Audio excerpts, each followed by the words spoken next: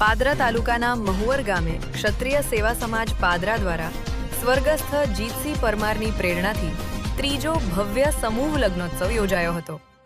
પૂર્વ ધારાસભ્ય જશપાલસિંહ પઢિયારના માર્ગદર્શન હેઠળ યોજાયેલા આ પ્રસંગે કુલ 23 યુગલોએ એક સાથે લગ્નબંધનમાં બંધાઈ પોતાના દાંપત્ય જીવનનો નવો પ્રારંભ કર્યો હતો। સમૂહ લગ્નોત્સવ પૂર્વે વરરાજાઓનું ગામમાં ભવ્ય સામૈયું કાઢવામાં આવ્યું હતું, જેમાં ગ્રામજનો અને સમાજના આગેવાનો મોટી સંખ્યામાં જોડાયા હતા।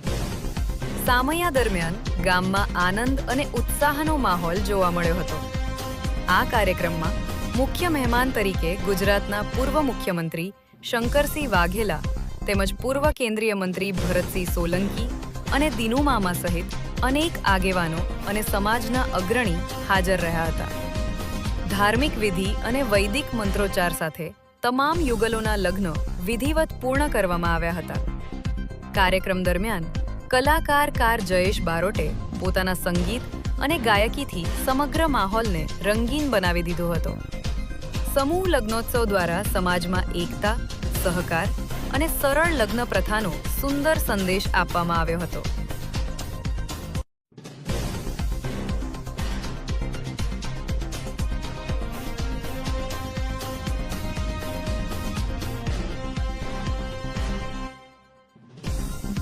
આજે મુવડ ક્ષત્રિય સમાજની વાડી ખાતે ત્રીજો સમૂહ લગ્નોત્સવ યોજાયો છે, જેમાં 23 નવ દંપતીઓએ પ્રભુતામાં પગલા પાડ્યા છે।